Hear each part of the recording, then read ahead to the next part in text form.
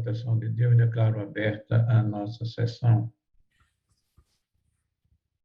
para julgamento, processos com inscrições para sustentação oral.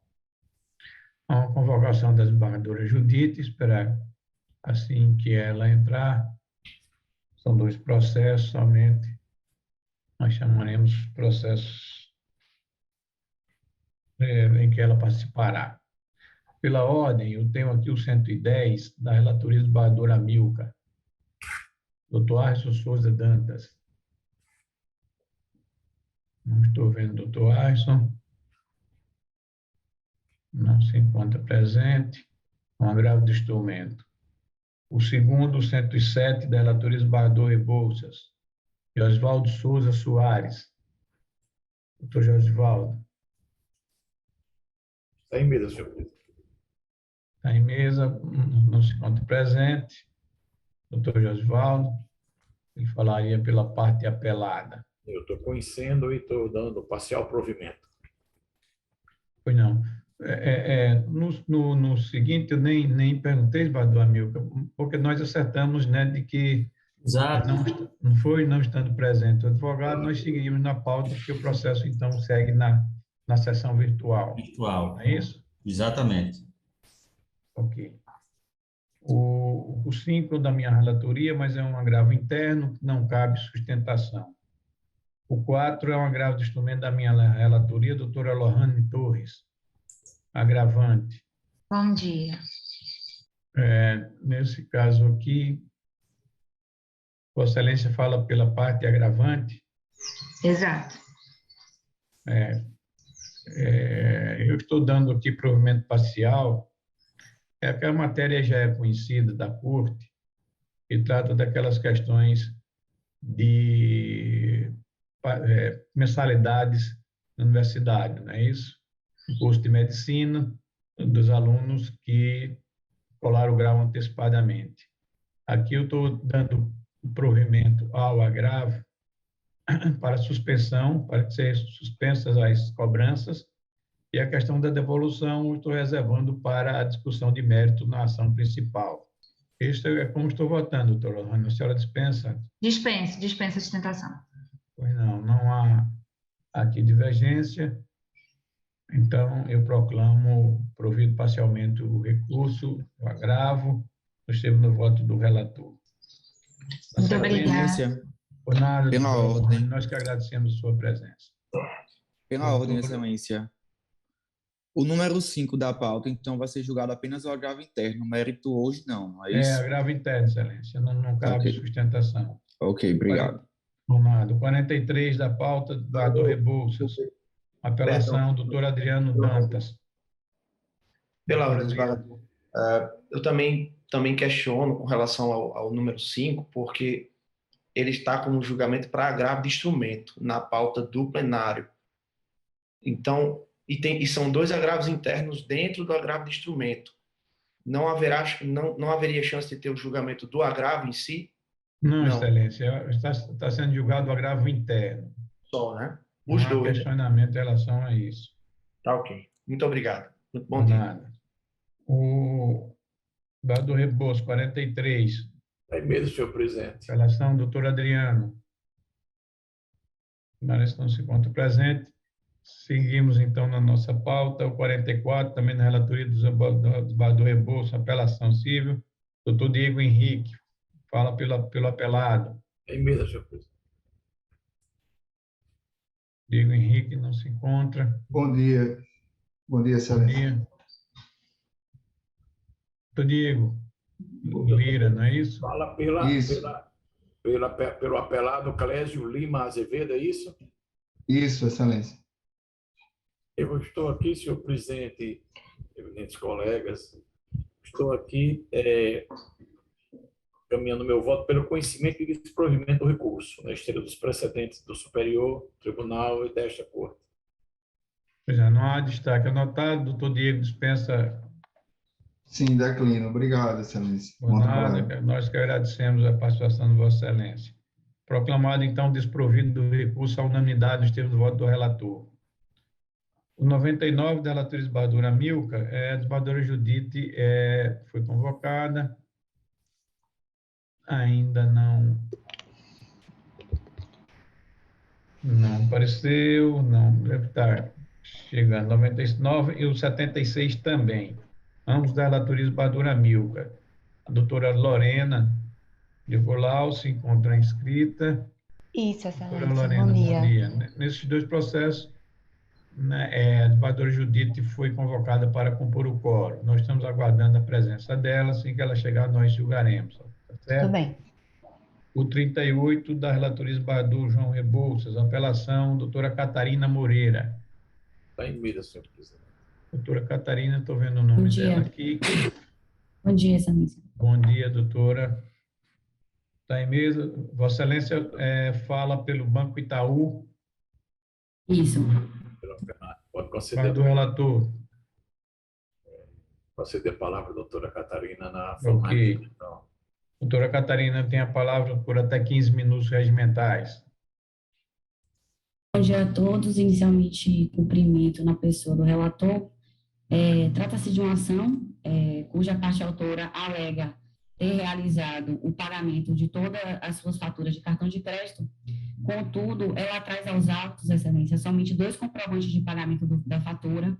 Esses 2 comprovantes com data de 8/4/2015 relata que possui um cartão de crédito administrado pelo banco e que teria realizado o pagamento de todas as faturas do seu cartão de crédito e que teria supostamente solicitado o seu cancelamento.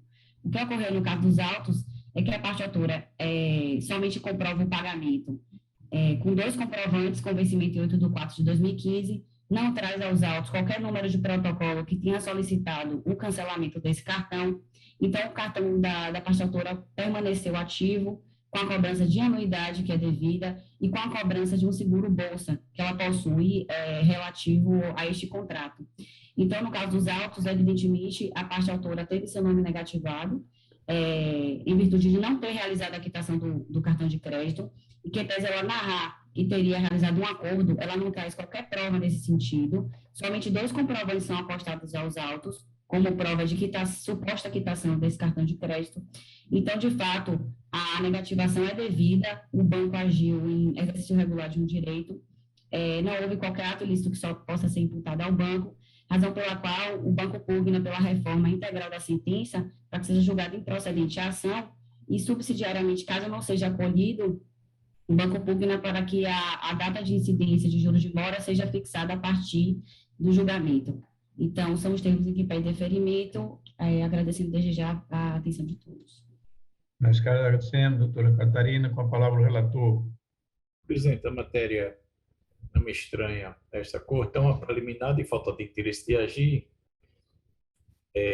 em virtude da ausência de reclamação junto à prestadora de serviço, e na esteira dos precedentes e com base no princípio constitucional da inafastabilidade da jurisdição, nós estamos encaminhando o voto no sentido de rejeição dessa preliminar. Pois não, Excelência, não há destaque aqui. Rejeitada a preliminar. Quanto ao mérito, senhor presidente, ciência análise acerca da manutenção ou não da sentença de primeiro grau que julgou procedente em parte a pretensão autoral, confirmando a tutela já anteriormente concedida e condenou o banco ao pagamento de indenização por danos morais no valor de R$5.000. Eu faço menção aqui sobre a aplicabilidade do Código de Defesa do Consumidor, artigo 14, e também ao artigo 6º, inciso 8º, e transcrevo parte da sentença hostilizada quando o juiz de primeiro grau diz que a razão assiste à autora, pois que a prova nos autos e que ela efetuou a quitação de toda e qualquer dívida existente junto ao requerido, inclusive juntadas pela própria requerida, onde se vê claramente que a autora renegociou todos os seus débitos e os quitou.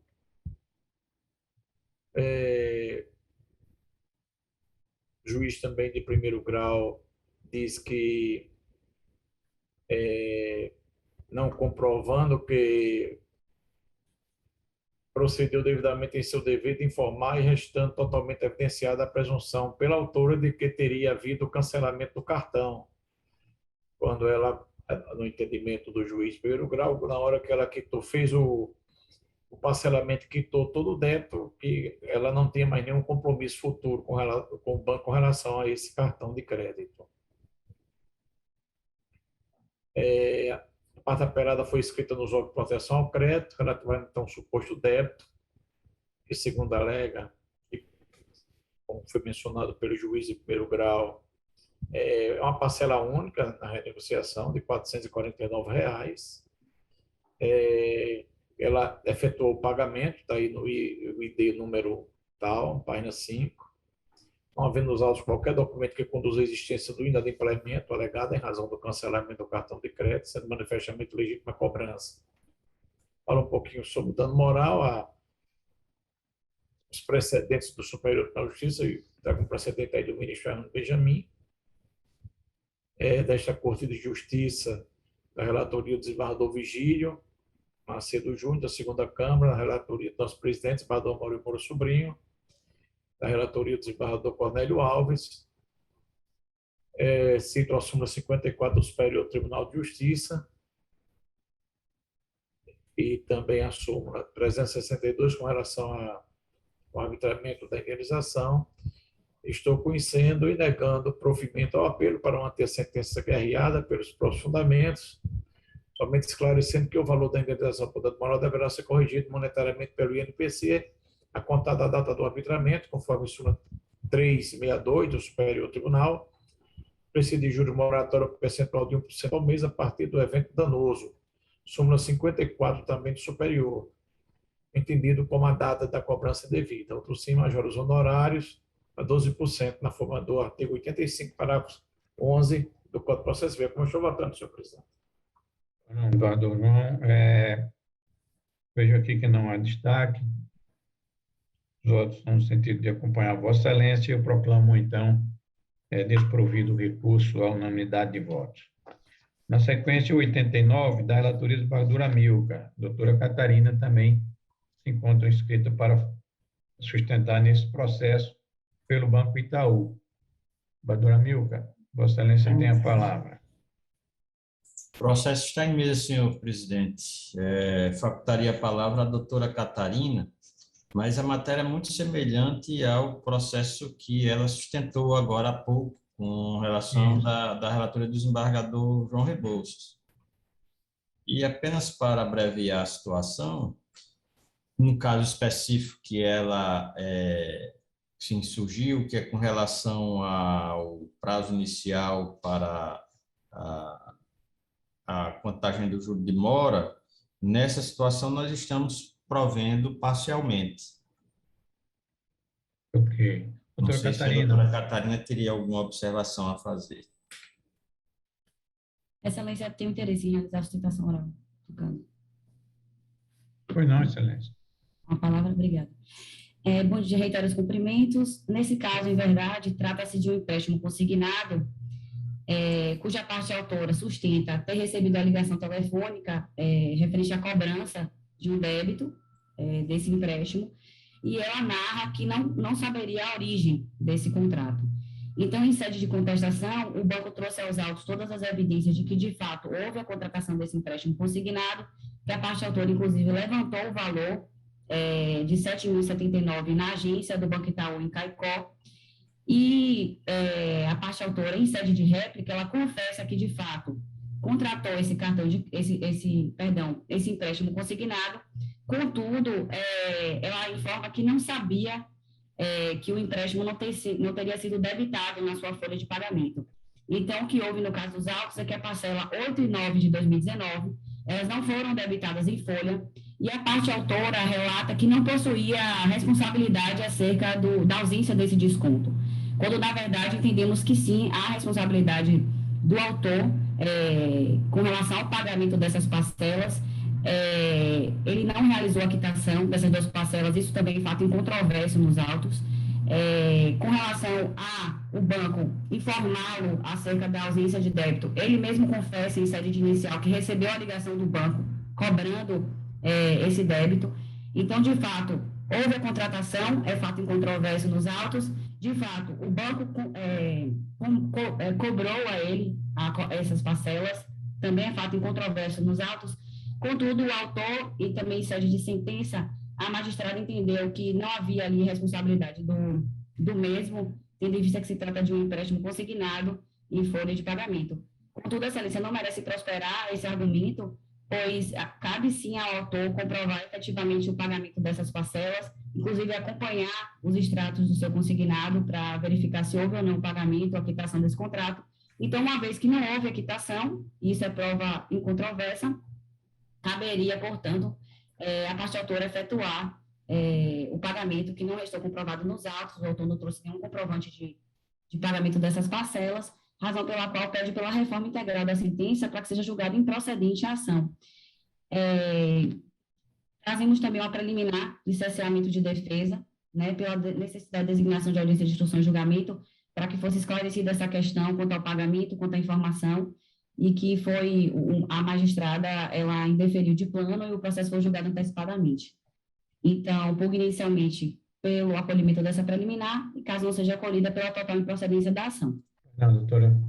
Agora o relator tem a palavra. Senhor presidente, não estamos reconhecendo nenhum cerceamento de defesa e com relação à questão de fundo, da questão meritória, entendamos, como assim como juiz de primeiro grau, que houve falha, sim, na prestação de serviço da instituição financeira. Estamos mantendo a sentença de primeiro grau, mas apenas com relação ao prazo inicial para a contagem, como eu já disse, dos juros de mora, estamos dando provimento na linha dos precedentes desta Corte, qual cito aqui a exemplo da precedente do relatoria do desembargador Rivaldo, na ocasião sendo substituído pela doutora Neise, agora do mês 6 do corrente ano, e, nesse caso, estamos dando provimento parcial para reformar a sentença quanto ao termo inicial de juro de mora, que será da data da citação, nos termos do artigo 405 do Código Civil. Vereadora Milka, não há destaque aqui, indicação de voto no sentido de acompanhar a Vossa Excelência, que proclama, então, provido parcialmente o recurso nos termos do voto do relator. Vejo agora que a vereadora Judite acabou de entrar na sala. Bom dia, desembargadora. Bom dia a todos. Peço autorização para ingressar na sessão. Pois não, excelência. Bem-vinda, é uma honra tê-lo aqui na nossa turma. A honra é toda minha. É um prazer, Vossa Excelência sabe disso. Vossa Excelência foi convocada, naturalmente, como já sabe, para o julgamento do processo 99 da relatoria desembargadora Milka e o 76 também da relatoria desembargadora Milka. Eu chamo, portanto, o 99, pela ordem aqui de inscrição. A doutora Lorena se encontra inscrita para sustentar. Processo mesmo, desembargadora Milka? Sim, excelência. O 99 e o 76, se a doutora Lorena pode me confirmar, mas me parece que são relacionados. Isso, excelência. São matérias bem parecidas, semelhantes. Se a senhora preferir, para facilitar, quiser fazer sua defesa em conjunto, porque me parece que um tem a ver com ação cautelar, não é isso? E o outro apelação civil no processo originário. Então, fique à vontade, conforme preferir. Se ele quiser começar a iniciar pelo 76 ou pelo 99, ou os dois conjuntos. Posso fazer conjuntamente. Acho que fica melhor para todo mundo. Ok. Seria mais prático, doutora Lorena. Muito obrigado. Vossa Excelência tem a palavra por até 15 minutos regimentais. Obrigada. Trata-se de demanda por meio da qual a parte objetiva o provimento jurisdicional para obrigar a Unimed Natal a autorizar e custear tratamento através de métodos não previstos contratualmente. O juiz Acó deferiu a antecipação dos efeitos da tutela no processo de Larissa Antonielli Lopes Nascimento da Silva, determinando que a Unimed Natal arque com o tratamento da parte. Por se tratar da determinação judicial, prontamente foi dado cumprimento à decisão. Devemos lembrar que a parte contratou o plano de saúde da Unimed Natal através de contrato, tendo plena ciência de suas cláusulas, inclusive que o plano de saúde não é obrigado a cobrir tratamentos que não estão presentes no rol da ANS. Caso contrário, o contrato se tornaria um cheque branco, com cobertura irrestrita. Vale salientar que as partes não estão desamparadas. A Unimed Natal dispõe do devido tratamento para crianças com doenças similares, de forma convencional, sem abarcar métodos não previstos no rol da ANS. Além disso, resta equivocada a argumentação de que o rol é meramente exemplificativo, pois, segundo o entendimento do Superior Tribunal de Justiça, a recusa do plano de saúde fundada no rol da ANS é exercício regular de direito. Logo, percebe-se que a Unimed Natal, em momento algum, chegou a praticar conduta ilícita, tendo esta cumprido com suas obrigações nos limites do instrumento contratual, ou seja, disponibilizando tratamento aos beneficiários sem curvaturas a métodos não previstos no mencionado rol. Imperioso destacar que a Lei dos Planos de Saúde assegura e autentica a observância a tal posto que, em seu artigo 10, parágrafo 4º, trata da amplitude das coberturas dos planos, de forma a preconizar que a abrangência obrigacional será definida por normas editadas pela Agência Nacional de Saúde Suplementar, a ANS, como é o caso do rol. Então, temos que a decisão peca ao contrariar o que une as partes, de modo que o tratamento está excluído pelo artigo 10, afinal, o que não está no rol não é dever da operadora. Assim, ressaltamos que ir contra o entendimento aqui destacado é o mesmo que limitar o tempo de atividade da cooperativa, pois a imposição para disponibilizar serviço pelo qual não recebe a contraprestação poderá levar o plano de saúde à falência. E aí indagamos, caso a Unimed Natal encerrar suas atividades, como ficará os demais beneficiários? Além disso, a Unimed sempre teve sua conduta pautada no que é previsto em contrato, jamais agindo com abusividade. Sendo assim, em nada se justifica a aplicação de possíveis danos morais, pois a parte jamais teve seu tratamento negado. O que fora negado foi exatamente o que nunca foi previsto em contrato. Sendo assim, devem ser reformadas as decisões para que seja reconhecido o caráter taxativo do rol da ANS e lista negativa de cobertura de tratamentos por métodos, haja vista os mesmos não estarem previstos no rol da ANS e, consequentemente, a não condenação e possíveis danos morais. Agradeço a atenção. Nós que agradecemos, doutora Lorena. A palavra o relator. Senhor presidente, iniciando pelo 76, que é um agravo de instrumento que diz respeito a uma medida de caráter liminar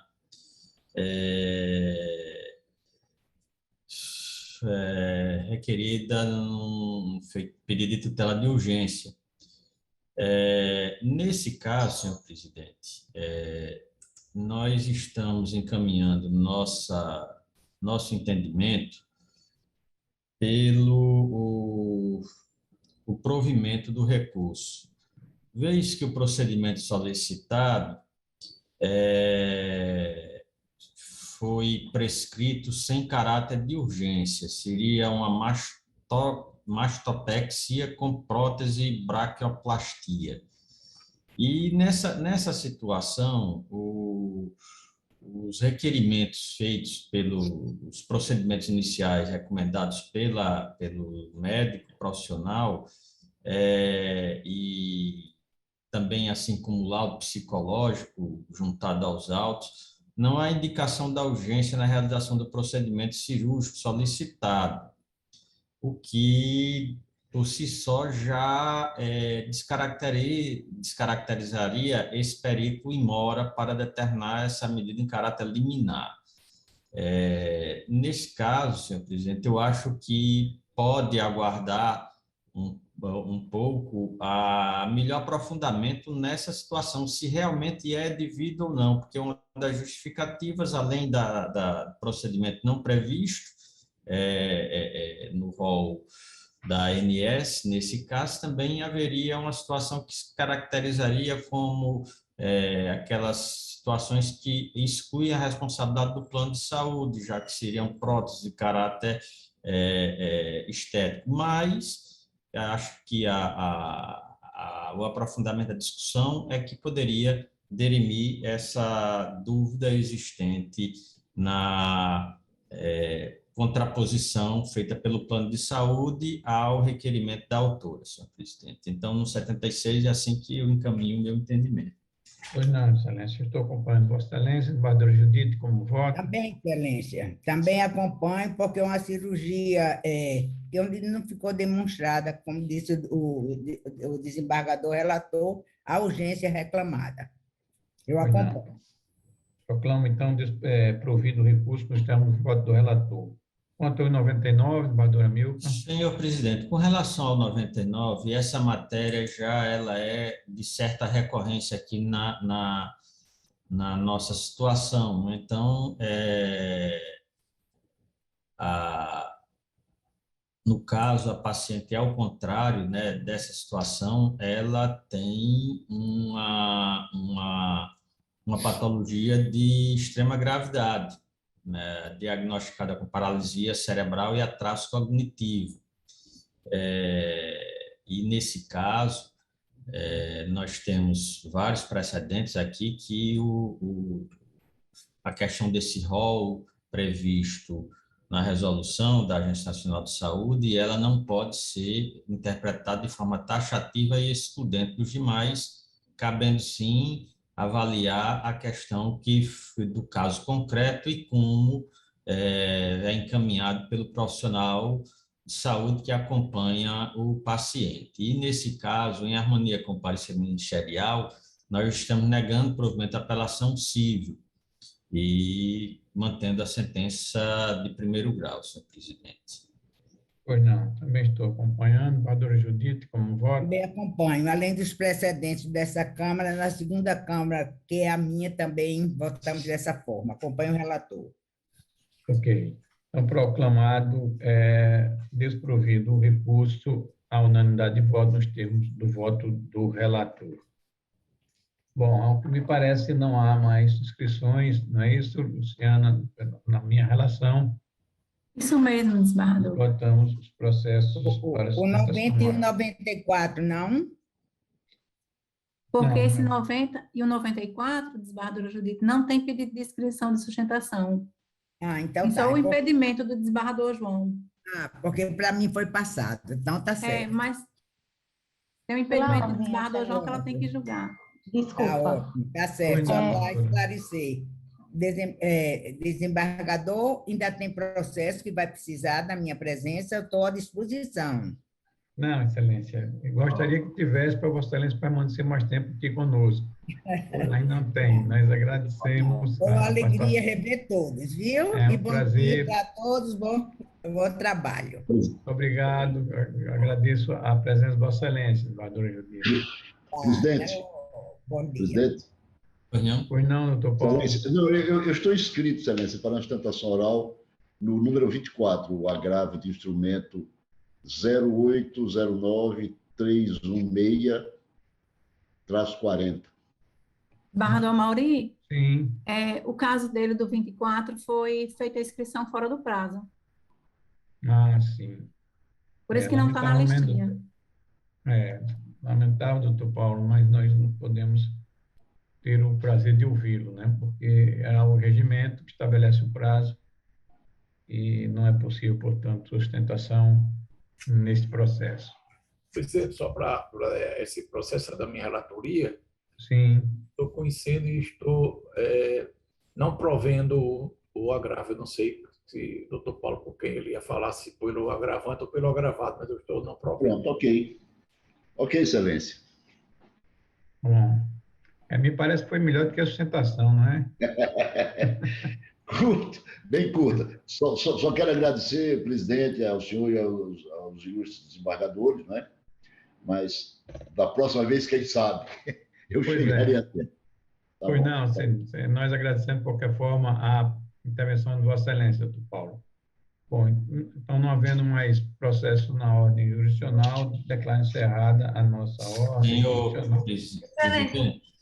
Sim. Desembargador Milka, pois não? Senhor presidente, o processo que o desembargador João Rebouças pediu visto, que foi da minha relatoria, eu acho que é o 111, desembargador João, aquela questão do despejo, esse processo tem um voto divergente. Se eu vou pedir que se suspenda o julgamento para que o processo volte para examinar as razões do desembargador João Rebouças. Inclusive, quero pedir desculpa à Sua Excelência, porque talvez na colocação passada eu tenha até feito uma referência a uma situação que pode ter induzido a erro a algum colega. é a questão da entrada em vigor dos novos diplomas legislativos que fazem disciplina a questão da desocupação de imóveis durante esse período de pandemia. Mas não na época, no momento eu não observei que era agravo de instrumento. E do agravo de instrumento, a matéria a gente não poderia, me parece, que conhecer dessa matéria, pois ela não foi levantada perante o juiz de primeiro grau. Como era fato novo, a lei foi posterior à questão no momento que foi analisada pelo juiz, o advogado da parte poderia apresentar o pedido com base nessa nova legislação ao juiz de primeiro grau para que fosse analisada em face a esse fato novo. Então, talvez a minha colocação, no momento, eu não tinha me atentado por tratar-se de agravo de instrumento e estava confundindo como se fosse conhecimento total em sede de apelação civil. E essa situação possa ter feito que algum colega até tenha também caminhado na mesma situação do meu equívoco. Por isso eu peço apresentar minhas desculpas, mas me parece, pelo que eu li rapidamente aqui, do voto do desembargador João Rebouças, ele está caminhando em outra direção, não atentou-se a questão das novas legislações, mas é por isso mesmo eu vou dar uma olhada com mais detalhes, senhor presidente. Senhor presidente, só para... o 106, eu não tenho conseguido, esta é a segunda sessão, que o voto está indisponível. O PJE não me permite acessar o voto, nem eu visualizo, nem tem como o 106. E o 106 e no processo 106, né? O voto dele está bloqueado, não aparece nada. Isso, não consigo visualizar. E o 108 não está em mesa. O 108... Okay. Senhor presidente, eu queria também aproveitar para suscitar uma questão de ordem. Então, só voltando um pouquinho, Valdo João, no caso, fica suspenso e faço pedido debaixo do Amilcar, julgamento do processo daquele, né? O 111. 111. Isso. Ok. Valdo João, pois não, qual a questão de ordem? Na apelação civil 083, 7742, traço 07.2015, ponto 8.5001, da minha relatoria, tinha inúmeros advogados inscritos, habilitados nos autos, acho que 12 ou 13, e tinha o doutor de Janeirito, também habilitado, e Vossa Excelência participou do julgamento. Sim. Pois não, excelente. A questão para anular, porque eu não tenho mais acesso ao processo, eu tinha colocado isso no voto, mas eu não tenho mais acesso, eu digo, eu vou suscitar para constar em algum canto esse registro. Perfeito, Porque às vezes não, porque no PJE nunca aparece o nome do advogado, né? Quando vem o voto para a gente. Entendeu? E como eram muitos, eu também não percebi, lamentavelmente, né? Aliás, porque eu tenho até um excesso de rigor nisso e recomendo ao gabinete, mas perfeitamente procedente a questão de ordem de Vossa Excelência. Então, é bom, fica acatada a questão de ordem, né, e anulado o julgamento para inserção em pauta oportunamente. Não é isso, Padre João? Isso, exatamente isso, Padre Maurício. Eu tentei ver se acessava o voto, mas não tive como obter esse registro, mas não tinha como eu acessar mais o voto. Porque às vezes vem fulano de tal e outros, aí esse outros não tem o nome, aí fica difícil, porque às vezes, muitas vezes a gente não vai acessar a procuração e tal, a não ser quando é alertado antes. Como relator não observei, como relator não observei, era para ter olhado isso, não vi. Pois então fica assim decidido. Doutora Lohane, Vossa Excelência queria... Sim, eu só Assim, os processos que estavam pautados para o dia 19, que tiveram pedido de sustentação oral, tinham sido adiados para hoje, não? Para a próxima sessão por videoconferência. Serão julgados em que sessão? Na próxima, né, Lu? Na outra. Na outra. É porque a doutora Neise infelizmente, ela teve que tirar férias, doutor Lorna, né? E ela está retornando no dia, na 29 eu acho que essa semana. Aí, eu não sei como é que ficaria essa situação desses processos. Porque esse afastamento, eu também tenho um afastamento, mas não é nem por vontade minha, porque o CNJ determinou que a gente tirasse. É isso. Agora Então, eu tenho, agora em novembro, tenho que tirar 10, 12 dias de férias, não é porque eu quero. O CNJ disse que eu entrasse de férias, porque era férias. Aí é o tipo da coisa, quer dizer, eu estou querendo trabalhar e não estou obrigado a sair, é isso. É isso. Tá bom, muito obrigada, excelência, um ótimo dia. Então, encerrada nossa sessão jurisdicional, vamos para a ordem administrativa. A expediente... Presidente, só mais uma coisa, pedindo paciência a Vossa Excelência. Tem uns processos do desembargador João, que eu recebi a comunicação, que era o 104, 105, 109 do desembargador João, que é aquela contribuição previdenciária.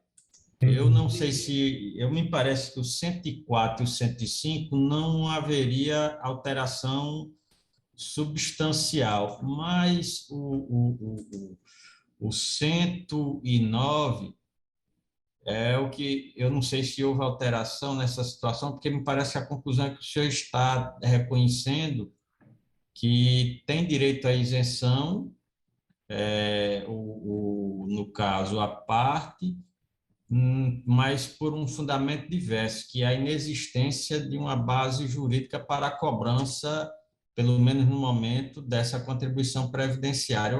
Nesse caso, eu acho que houve alteração no voto inicial, senhor desembargador. Houve sim.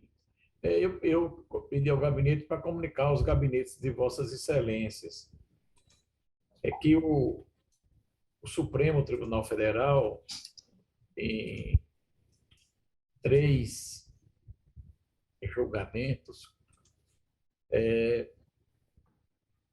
ele declarou a inconstitucionalidade do artigo 24C da Lei 13.954, né, que reconhecendo a necessidade de edição de lei local. E aí o Estado do Rio Grande do Norte não editou essa lei para efetivar a contribuição. O artigo 24C diz que incide contribuição sobre a totalidade da remuneração dos militares dos estados, do Distrito Federal, dos territórios ativos ou inativos de seus pensionistas, com a alíquota igual à aplicável às Forças Armadas, cuja receita é destinada ao custeio das pensões militares e da inatividade dos militares. Esse artigo, o Supremo declarou inconstitucionalidade. E eu pedi até para o gabinete mandar isso para o gabinete de Vossas Excelências. Diz aqui, policiais e bombeiros militares estaduais. Competência da União para estabelecer normas gerais. Artigo 22, inciso 21 da Constituição Federal. Extravasamento do campo alusivo a normas gerais. Incompatibilidade com a Constituição. Declaração incidental de inconstitucionalidade. Procedência da ação. Então, o Supremo, ele vem de forma reiterada dizendo isso. Aí ele diz, na parte que interessa, que é o julgamento, a emenda é um pouco longa, eles cabe à lei estadual, nos termos do artigo 42, parágrafo 1º da Constituição Federal, regulamentar as disposições do artigo 142, parágrafo 3º, inciso 10, dentre as quais as relativas ao regime de aposentadoria dos militares estaduais e a questão pertinentes ao regime jurídico. Continuou o Supremo. A Lei Federal 13.954, ao definir a alíquota de contribuição previdenciária a ser aplicada aos militares estaduais, extrapolou a competência para edição de normas gerais, prevista no artigo 22, 11 da Constituição sobre, abro aspas, inatividades e pensões das polícias militares e dos corpos de bombeiros militares. Em síntese, isso inclusive é um julgamento agora de 2020, dia 5/10/2020, da relatoria do ministro Alexandre Moraes. E Sua Excelência... Vossa Excelência tem uma mais recente aqui, do ministro Luiz Fux, de 2021. Isso. Eu vou, apenas como se trata de uma provável mudança de posicionamento da nossa Corte, ainda que me pareça inclinado no momento a acompanhar Vossa Excelência, apenas para ter mais segurança, senhor presidente, eu vou registrar meu pedido de vista nesses 3 processos. Muito bom. Para o 104, 105 e 109, só para dar uma verificada. E como são processos de caráter julgado em pauta virtual, não houve pedido de sustentação oral, caso eu conclua minha análise nele antes, eu colocarei a intenção de voto, registrarei no sistema e comunicarei aos gabinetes para informar os senhores, ok? Ok, Excelência. Muito bom, muito bom. Que aí amplia mais o debate, né? Isso. E a gente então fica 104, 105, 109. Exato. Consignado pedido de vista do embargador Amilcar. Exato. Ok. Eu naturalmente aguardo o voto de vista, que possamos aprofundar mais essa discussão. Isso. Mais alguma coisa na ordem jurisdicional? Não, Excelência, da minha parte, não. Pedindo minhas desculpas.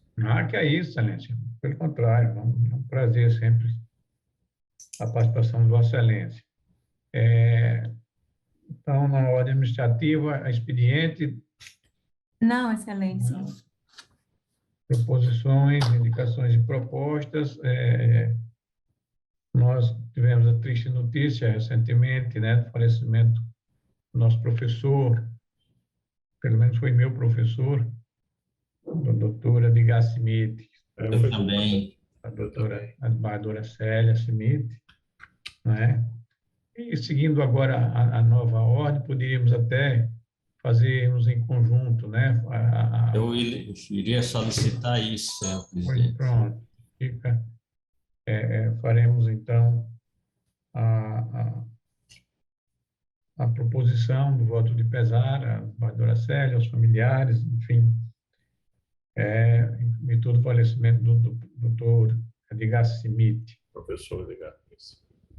Certo? Aprovado, Maurício. Da presidência somente, mais alguma indicação? Não tem, presidente. O João, embargador Amilcar. Não tem, senhor presidente. Doutora Rossana, quer alguma? Sua Excelência, agradeço. Pois não.